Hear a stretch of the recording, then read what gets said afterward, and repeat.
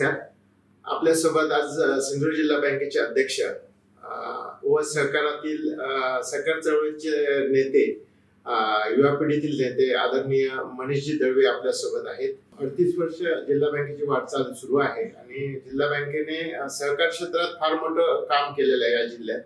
आणखी जनतेच्या दरडोई उत्पन्नामध्ये वाढ होण्यासाठी जिल्हा बँकेचा फार महत्वाचा रोल आहे. त्या संदर्भात आपण जिल्हा बँकेचे अध्यक्ष आदरणीय मनीष दळवी आपलं प्रहार डिजिटल मध्ये स्वागत. जिल्हा बँकेची जी 38 वर्षाची वाटचाल आहे, आदरणीय शिवराम भाऊ यादव, डीबी डेव्हलप यांच्यापासून जी वाटचाल सुरू झाली आणि आज आपण जिल्हा बँकेचे अध्यक्ष आहात.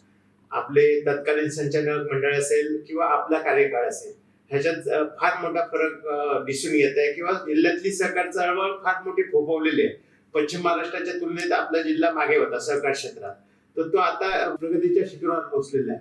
आपलं याबद्दलचं काय मत आहे किंवा ह्या चळवळीत आपलं काय अनुभव आहे ते आपण स्पष्ट करू. खरं म्हणजे राणे साहेबांच्या नेतृत्वाखाली साधारणतः 2008 पासून या जिल्ह्यामध्ये जिल्हा बँकेचा कारभार चालला आहे. मधल्या काही काळामध्ये थोडासा फरक आला होता, परंतु त्यानंतर पुन्हा एकदा 2021च्या डिसेंबरमध्ये या जिल्ह्यातल्या सगळ्या सहकार क्षेत्रातल्या मतदारांनी मोठ्या मताधिक्याने साहेबांच्या विचाराचं पॅनल निवडून दिलं आणि त्यानंतर आमचा या जिल्ह्यातला कारभार सुरू झाला. आपण बघतो आहोत की मागच्या 2.5 वर्षामध्ये ज्या पद्धतीने आमचा या जिल्हा बँकेचा कारभार चाललाय आणि त्याच्यातली जी प्रगती आपण बघतो, खरं म्हणजे आपण ज्या ठेवी या ठिकाणी जमा होत आहेत त्याचा पर्सेंटेज वाईज ओघ जो आहे तो इतका वाढलेला आहे की त्याच्यासाठी त्या खातेदारांकडे, त्या सगळ्या आमच्या ठेवीदारांकडे जो विश्वास निर्माण करणं गरजेचं होतं ते आम्ही करण्यामध्ये यशस्वी झालो. आणि म्हणून आज 1000 कोटीच्या ठेवी फक्त 2.5 वर्षामध्ये या ठिकाणी नवीन आल्या आणि त्याच्याच बरोबर या ठेवींचं प्रमाण जिथे आम्ही 2120 कोटीच्या आसपास आम्ही आलो त्यावेळी ठेवी होत्या, त्या आज 3150च्या आसपास ठेवी आजच्या तारखेला पोहोचलेल्या आहेत. आणि त्याच्याच बरोबर आम्ही व्यवसाय सुद्धा आज जवळपास 5,500 कोटी रुपयांच्या जवळ गेलो आहोत. आमचं खरं म्हणजे मार्च पर्यंतचं उद्दिष्ट होतं की आम्ही 6,000 कोटीचा टप्पा पार करू, परंतु या वर्षी तर आम्ही त्या अगोदरच तो टप्पा पार करून पुढे जाणार आहोत. आणि हे सगळं करत असताना आज गुणात्मक दृष्ट्या म्हणजे ज्या नाबार्ड असेल, RBI असेल, राज्य बँक असेल, या सगळ्यांच्या परीक्षणाच्या पातळीमध्ये आम्ही महाराष्ट्रातल्या पहिल्या 3 बँकांमध्ये गुणात्मक दृष्ट्या त्या ठिकाणी निवडले जातो. याची इतकं चांगलं काम सुनियोजितरित्या आम्ही व्यवस्थितरित्या करतो. जिल्ह्यात राष्ट्रीयकृत बँक आहेत आणि त्या तुलनेत सहकार क्षेत्रातली ही शिखर बँक आहे जिल्ह्याची. जिल्ह्यातलं सहकार चळवळ वाढवण्यामागे जिल्हा बँकेचा महत्वाचा रोल आहे.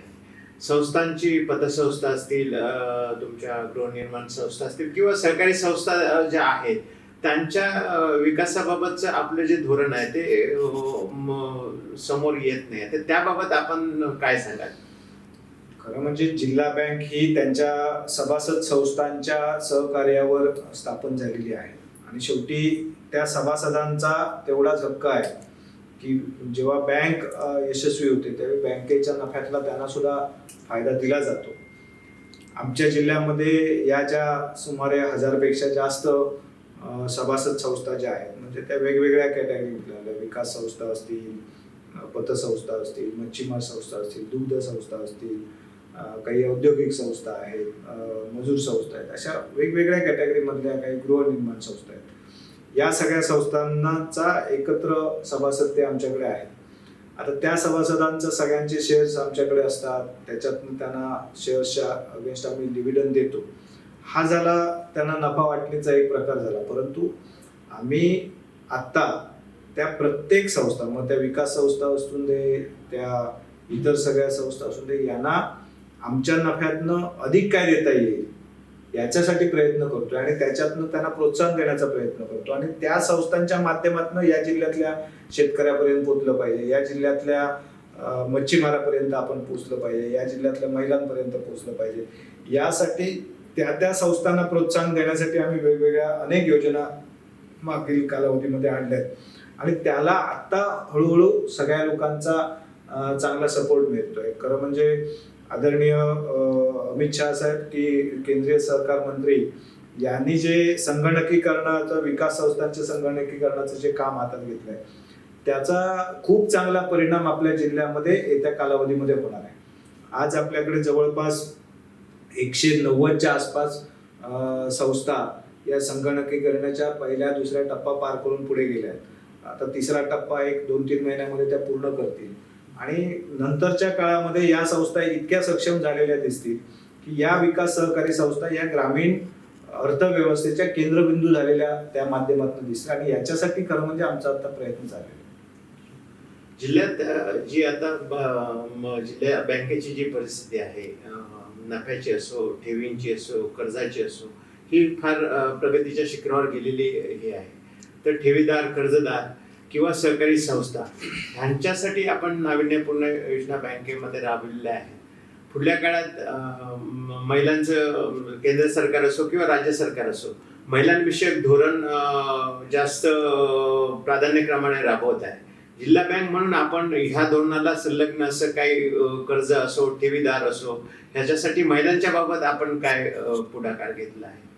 आम्ही काम करायला सुरुवात केल्यानंतर त्या ठिकाणी या जिल्ह्यातल्या महिलांना रोजगार उपलब्ध व्हावा, महिलांच्या माध्यमातून या जिल्ह्यामध्ये काही प्रक्रिया प्रकल्प उभे राहावे, या जिल्ह्यातल्या महिलांच्या माध्यमातून काही नाविन्यपूर्ण व्यवसाय त्या ठिकाणी पुढे यावेत, पर्यटन व्यवसायामध्ये त्यांचा सहभाग असावा, याच्यासाठी खरं म्हणजे पिंक रिक्षाची योजना आम्ही त्या ठिकाणी आणली.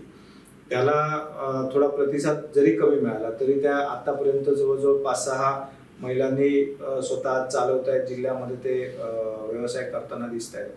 परंतु त्याच्याबरोबरच आम्ही या जिल्ह्यामध्ये जवळपास 1000पेक्षा जास्त महिलांच्या माध्यमातून त्या ठिकाणी खाद्य प्रक्रिया प्रकल्प जे आहेत हे छोटे छोटे उद्योग व्यवसाय त्या ठिकाणी उभे राहिलेत आणि त्याचा चांगला व्यवसाय आज जिल्ह्यामध्ये उभा राहतो. मग त्यांना नेटवर्क मार्केटिंगच्या माध्यमातून त्या ठिकाणी व्यवसाय करण्यासाठी काही संधी देण्याचा प्रयत्न चालला आहे.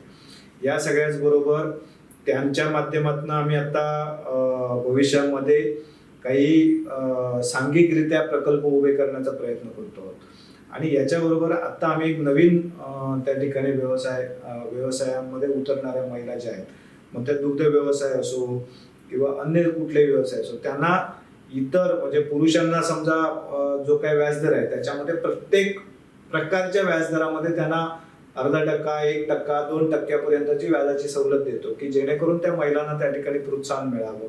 महिलांनी ठेवी ठेवल्या तर त्यांना जादा व्याज देण्याचा प्रयत्न करतो. याच्या माध्यमातून त्यांचा सहभाग जिल्हा बँकेमध्ये वाढवण्याचा प्रयत्न करतो आणि म्हणून जिथे आम्ही 10-15 कोटी रुपयाचं कर्ज वितरण करत होतो तिथे या वर्षी आम्ही जवळपास 58 कोटी रुपयापर्यंत पोहोचलो. म्हणजे एवढा महिलांचा सहभाग आता जिल्हा बँकेच्या कारभारामध्ये वाढायला लागला, व्यवसायामध्ये वाढायला लागला. आता आम्ही या महिन्यामध्येच बँक सखीचा एक कार्यक्रम करतो आणि त्याच्या माध्यमातून या जिल्ह्यातल्या छोटे व्यवसाय करणाऱ्या ज्या महिला आहेत, म्हणजे मच्छी विकणाऱ्या महिला असतील, भाजीपाला विकणाऱ्या महिला असतील, काही फळं विकणाऱ्या महिला असतील, काही छोटी प्रक्रिया करणाऱ्या महिला असतील, त्यांना डोअर स्टेप बँकिंग देण्यासाठी बँक सखी त्या ठिकाणी नियुक्त करतो आणि या बँक सखी त्यांना डोअर स्टेप बँकिंगची सेवा देते. एक चांगला उपक्रम, या राज्यातली पहिली जिल्हा बँक म्हणून आम्ही तो उपक्रम त्या ठिकाणी राबवतो. त्याची आता मी सुरुवात सुद्धा या ऑगस्ट महिन्यात करतो. शेतकऱ्यांची ही जिल्हा बँक असं म्हटलं जातं. शेतीविषयक म्हणजे ऊस शेतीसाठी पण कर्ज दिलेलं आहे किंवा गरीब शेतकऱ्यांची गरज असते त्या काळात कर्ज घेऊन परतफेडीची.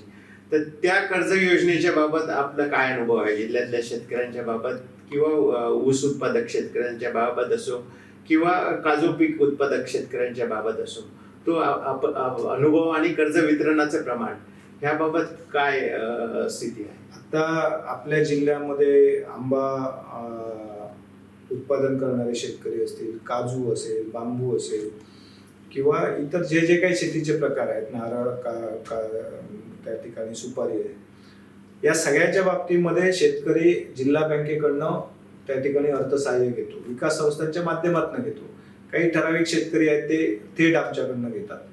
परंतु विकास संस्थांच्या माध्यमातून होणारा हा शेती कर्जाचा जो पुरवठा आहे, जो यापूर्वीच्या काळामध्ये साधारणतः 80, 90, 95 कोटी रुपयापर्यंत व्हायचा, या वर्षी मागच्या 2-2.5 वर्षामध्ये त्याच्यामध्ये इतकी प्रगती झाली की या वर्षी तो 150 कोटीच्या पुढे चाललाय.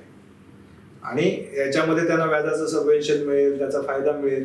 याच्यातनं असं लक्ष द्यायला लागलं की जे कर्जाचा पतपुरवठ्याचं प्रमाण कमी होत होतं, त्याचं कारण की काही ठिकाणी थकबाकीचं प्रमाण वाढत होतं, अजून काही अडचणी होत्या, त्या सगळ्या अडचणी मागच्या 2-2.5 वर्षामध्ये आपण स्वच्छ करण्याचा प्रयत्न करतोय. आणि त्याचा चांगला परिणाम असा दिसायला लागला की कर्जाचं वितरण वाढायला लागलं. शेतकरी कर्ज आता मोठ्या प्रमाणावर घ्यायला लागले, त्याचा फायदा घ्यायला लागले. आणि मला खात्री आहे की याचे चांगले परिणाम हे शेती उत्पादन वाढण्यामध्ये झालेले आपल्याला यापुढच्या काळामध्ये दिसतील. जिल्ह्याचं दरडोई उत्पन्न आताच वाढलेलं आकडेवारी जाहीर झाली. त्यामध्ये जे व्यवसाय असतील किंवा शेती कर्ज असेल, बाकीचे जिल्हा बँकेने केलेले अर्थसहाय्य असेल, ह्यामध्ये जिल्हा बँकेचा कितपत रोल आहे दरडोई उत्पन्न वाढवण्यामध्ये? नाही, आपण बघतात की शेतकरी असो, छोटा उद्योजक असो, मोठा उद्योजक असो, आज या जिल्ह्यामध्ये जवळपास 4.5 लाखापेक्षा जास्त ग्राहक हे आमचे ऍक्टिव्ह कस्टमर आहेत, ऍक्टिव्ह ग्राहक आहेत, जे रोजच्या रोज आमच्या बँकेमध्ये व्यवहार करतात. असे 4.5 लाखपेक्षा जास्त आहेत. आपण जर या जिल्ह्याची लोकसंख्या एकूण बघितली तर त्याच्यामध्ये 50% पेक्षा जास्त लोक, माणसं ही आमच्या संस्थेची, या बँकेची ग्राहक आहेत. त्यांची स्वतःची खाती या ठिकाणी आहेत. प्रत्येक कुटुंब एका व्यक्तीच्या मागे 2 व्यक्तीच्या मागे एकाचं तरी खातं या ठिकाणी आमच्याकडे आहे. आणि या सगळ्यामध्ये जवळपास 2 लाखापेक्षा जास्त लोक वेगवेगळ्या प्रकारचे अर्थसहाय्य आमच्याकडनं घेतात. आणि त्यामुळे तुमच्या लक्षात येईल की जेव्हा जिल्ह्याची उलाढाल वाढते, जेव्हा जिल्ह्याची प्रगती होते, आर्थिक प्रगती होते, त्याच्यामध्ये जिल्हा बँकेचा निश्चितपणे एक महत्वाचा रोल आहे. आणि त्याची जबाबदारीचं भान ठेवून आम्ही त्या ठिकाणी या जिल्ह्यामध्ये व्यवसाय वाढले पाहिजेत, रोजगार निर्माण झाला पाहिजे, या जिल्ह्यातल्या जिल्हावासियांच्या खिशामध्ये पैसा आला पाहिजे, याच्यासाठी आम्ही आवश्यक ते प्रयत्न त्या निमित्ताने करतो. आणखी एक महत्वाचा प्रश्न असा होता की जिल्हा बँक ही कर्मचारी, अधिकारी पारंपरिक ज्ञानावर काम करत होते किंवा त्या तांत्रिक ह्याच्यावर काम करत होते, पण डिजिटल प्लॅटफॉर्म पर्यंत पोहोचण्यासाठी, म्हणजे हा जो पारंपरिक अधिकारी कर्मचारी या बँकेत काम करत होता, मधल्या काळात आपले CEO अनिरुद्ध देसाई सोडून गेल्यानंतर जी पोकळी निर्माण झाली, त्यावर आपण कसं काय मात केली? म्हणजे हा जो प्रवास बघितला तर त्या जो सक्सेस प्रवास आहे, आपण सहकारी क्षेत्रातले नेते आपण आहात, जिल्हा बँकेचे अध्यक्ष आहात, मग हा प्रवास तुम्ही कसा, म्हणजे त्याबाबतचा आपला अनुभव काय आहे? नाही, जिल्हा बँकेची जी कार्यपद्धती आहे, काम करण्याची पद्धती आहे, ती पारंपरिक जरी असली तरी आपल्या बँकेने अनेक वेळा जे काय आवश्यक बदल आहेत, बँकिंग क्षेत्रामध्ये असेल, ह्या सगळ्या आर्थिक क्षेत्रामध्ये असेल, ते बदल वेळोवेळी स्वीकारण्याची भूमिका या ठिकाणी ठेवलेली होती. आणि आम्ही आल्यानंतर मी तरी स्वतः फोकस केला की या ठिकाणी डिजिटल प्लॅटफॉर्मच्या माध्यमातून ग्राहकापर्यंत पोहोचलं पाहिजे. कारण आज नॅशनलाइज बँका बघा, खासगी बँका बघा, यांचं जर सगळ्यांची काम करण्याची पद्धत बघितली तर ते डिजिटल प्लॅटफॉर्मच्या माध्यमातून तुमच्या ग्राहकापर्यंत पोहोचतात. आज बँकेच्या ब्रँचमध्ये जो येणारा फुटप्रिंट आहे तो दिवसेंदिवस कमी होत चाललाय सगळीकडेच. आज पूर्वीच्या काळामध्ये बँकेकडे ग्राहक येत होता, आता या पुढच्या काळामध्ये ग्राहकाकडे बँक गेली पाहिजे, आणि ते आता जायचे दिवस सुरू झाले आहेत. आणि त्यामुळे मग आम्ही बँकिंग सेक्टरमध्ये या ठिकाणी डिजिटलच्या माध्यमातून खूप काही बदल त्या ठिकाणी केले. आमच्या मोबाईल ॲपमध्ये काही चांगल्या सुधारणा केल्या, त्याच्यामध्ये चेकर मेकर सिस्टम आणली, मर्चंट ॲप आणला, आम्ही व्हॉट्सअप बँकिंग सुरू केलं, आम्ही मग फेसबुक असेल, ट्विटर असेल, यासारखे सगळे जे डिजिटल प्लॅटफॉर्म आहेत, मग या सगळ्याच्या माध्यमातून आम्ही आमच्या सगळं मार्केटिंग सुरू केलं. आमची वेबसाईट त्या ठिकाणी नवीन बनवली, आणि त्याच्याच बरोबर आम्ही जे व्हॉट्सअप बँकिंग सुरू केलं, चॅटबॉट सारखी सुविधा त्या ठिकाणी सुरू केली. आणि याच्याच बरोबर आम्ही आमचे QR कोडचं प्रमाण जे आहे आज डिस्ट्रीब्युशनचं, ते हजारोच्या संख्येने त्या ठिकाणी आम्ही QR कोडचं वाटप केलं. आणि त्या सगळ्याच्या माध्यमातून आज आमच्याकडे चांगल्या प्रकारे आर्थिक व्यवहार सुरू झाले आणि आमची आता रिकव्हरी हळूहळू आम्ही डिजिटल प्लॅटफॉर्मवर आणली आहे. आम्ही आता लोनिंग डिजिटल प्लॅटफॉर्मवर नेतो. आमचं बँकिंग ऑलमोस्ट सगळ्या प्रकारचं जे बँकिंग आहे हे सगळं डिजिटल प्लॅटफॉर्मवर जायला लागलं आणि त्याच्यामुळे आम्ही अधिकाधिक ग्राहकांपर्यंत पोहोचण्यासाठीचा जो आवश्यक वेळ आहे तो आम्हाला मिळायला लागला आणि त्याचा चांगला उपयोग केल्याचा परिणाम आमची ही जी प्रोग्रेस आता दिसते आहे त्याचे फलित आहे. आपली शिस्त आणि काटेकोरपणा, योग्य वेळी निर्णय ह्याबाबत आपला हातखंडा आहे. सहकार क्षेत्र असो किंवा आपली यंत्रणा असो, ह्याच्यामध्ये हे सगळं पाळत असताना आपल्याला काय चांगले वाईट अनुभव येत असतील. पण जिल्हा बँक म्हणून जी तुम्ही प्रगती केली तर त्या प्रगतीत ह्याचा काही तुमचा शिस्तीचा काय अनुभव तुम्हाला येतो का? कुठलीही संस्था म्हटली की त्याच्यामध्ये शिस्त आवश्यकच आहे आणि खास करून बँकिंग हे क्षेत्र असं आहे की अत्यंत काटेकोरपणा तुमच्यामध्ये असला पाहिजे, पारदर्शकता असली पाहिजे, शिस्त असली पाहिजे, विश्वासार्हता असली पाहिजे. तेव्हा जाऊन ग्राहक तुमच्यावर तो विश्वास ठेवतो. कारण ग्राहक ज्यावेळी आपल्या कमाईचे 2 रुपये कुठेतरी डिपॉझिट करायचे त्यावेळी तो खूप बाजूने विचार करत असतो की माझे पैसे मी इथे गुंतवतोय, ते माझे पैसे सुरक्षित असतील का, त्याचा फायदा मला मिळेल का, ते माझे पैसे मला ज्यावेळी आवश्यक असतील त्यावेळी मिळतील का, याबद्दल त्याला खूप वेळा शंका असतात. परंतु ह्या शंका जर त्याला येता नाही तर आपल्याला तितकं चांगलं काम केलं पाहिजे आणि हे डोक्यात ठेवून आम्ही सातत्याने ज्या वेळी जी गोष्टीचा निर्णय घेतला पाहिजे तो आम्ही तात्काळ घेतो. आम्ही त्या पद्धतीने निर्णय घ्यायला लागलो आणि ते निर्णय घेत असल्यामुळे आज ग्राहकाचा आमच्यावरचा जो विश्वास आहे तो दिवसेंदिवस दृढ होत चाललाय. दुग्ध संकलनामध्ये आपण 1 लाखाचा टप्पा गाठणार असं म्हटलेलं आहे. ह्यापूर्वीची दुग्ध परिस्थिती या जिल्ह्यातली फार वाईट होती, पण आपल्या काळात ती फार म्हणजे आपण गुजरात किंवा अन्य प्रांतातनं म्हशी जनावरं आणलेली आहेत. त्याबाबत आपलं काय धोरण आहे, म्हणजे त्या दुग्ध विकासाबाबतचं आपलं काय धोरण आहे? त्याचबरोबर आपण ऊसाची किंवा इथेनॉल प्रकल्प आणण्याचं जे काही धोरण जाहीर केलं आहे 8-10 दिवसापूर्वी, त्याबाबतचं जिल्हा बँकेचं पुढचं पाऊल काय आहे? आपल्याला दुग्ध व्यवसाय हे आपल्या जिल्ह्यासाठी खरं म्हणजे एक नवसंजीवनी देणारं, शेती क्षेत्राला नवसंजीवनी देणारा एक व्यवसाय ठरेल आणि शेतीपूरक व्यवसायातला महत्वाचा उद्योग म्हणून यापुढच्या काळामध्ये या जिल्ह्यातला दुग्ध व्यवसाय आपण झालेला पाहाल. आता आपण मागच्या 2 वर्षामध्ये जे काही प्रयत्न करतो त्याचे चांगले सकारात्मक परिणाम या ठिकाणी दिसायला लागले. आज हजाराच्या संख्येने या ठिकाणी परराज्यातून जनावरं आपल्या जिल्ह्यामध्ये आली, जी पूर्वीच्या काळामध्ये काही शेकड्यात सुद्धा त्या ठिकाणी नव्हती. आणि एक गैरसमज असा होता की ज्यावेळी आपण बाहेरून या ठिकाणी जनावरं आणतो त्यावेळी आपलं क्लायमेट त्या ठिकाणी सूट होत नाही, ती इथल्या उन्हाळ्यामध्ये इथल्या पावसाळ्यामध्ये ती जनावरं टिकणार नाही, ती दूध देणार नाही असं सगळं म्हटलं जायचं. परंतु जेव्हा आम्ही या ठिकाणी मुरा जातीची जनावरं आणली त्यावेळी ती तिथे 12 लिटर दूध देत होती, पण इथे आल्यानंतर काही ठिकाणी 12 पेक्षाही दिलेली उदाहरणं आपल्या जिल्ह्यामध्ये आहेत. त्यामुळे संगोपन कसं करावं, त्याच्यासाठी त्याचा चांगला गोठा तयार झाला पाहिजे, त्याला योग्य वेळी औषधाचा पुरवठा झाला पाहिजे, त्याला चांगलं खाद्य मिळालं पाहिजे, त्याला त्याचं वातावरण कंट्रोल करण्यासाठी काही मुक्त गोठ्याची कन्सेप्ट राबवली पाहिजे. अशासाठीचे जे काही अभ्यास करून जे मुद्दे समोर आले ते मुद्दे आम्ही पुढे नेण्याचा प्रयत्न केला. मग त्याच्यामध्ये जिल्हा परिषदेने चांगली साथ दिली, भगीरथ प्रतिष्ठानने चांगली साथ दिली, गोकुळ संस्थेने चांगली साथ दिली आणि त्या सगळ्यांचं आम्ही एकत्रीकरण केलं आणि या सगळ्याच्या माध्यमातून त्यांचे जे काही प्रश्न असतील ते सोडवण्याचा प्रयत्न केला. आणि त्यामुळे आम्हाला खात्री आहे की आम्ही जो टाइम ठरवलाय तेवढ्या टाइममध्ये आम्ही 1 लाख लिटरचं दूध संकलन निश्चितपणे प्रतिदिन करणार आहोत. बँकिंग सेवा आपण जिल्ह्यात देतच आहात, पण पुढच्या काळात कर्जदार असतील किंवा ठेवीदार असतील किंवा जिल्ह्यातले नागरिक असतील, मच्छीमार असतील, शेतकरी असतील, व्यावसायिक असतील, अन्य क्षेत्रातले व्यावसायिक असतील, व्यापारी असतील, तर ह्यांच्यासाठी काय आपलं आव्हान असेल? या सगळ्यात मी नेहमी सांगतो की या जिल्ह्यातल्या सगळ्याच क्षेत्रातली मंडळी, मग शेतकरी, उद्योजक, व्यापारी, काही महिला उद्योजक असतील, काही तरुण असतील, या सगळ्यांसाठी जिल्हा बँकेचे दरवाजे निश्चितपणे नेहमी खुले आहेत. तुम्ही या ठिकाणी या जिल्ह्यामध्ये कुठल्याही प्रकारचा व्यवसाय जर करणार असाल तर जिल्हा बँक म्हणून आम्ही तुम्हाला हातभार द्यायला तयार आहोत. आज शासन, केंद्र शासन असेल, राज्य शासन असेल, या सगळ्यांची ज्या ज्या योजना आहेत त्या सगळ्या योजना जिल्हा बँकेच्या माध्यमातून अंमलात येतात.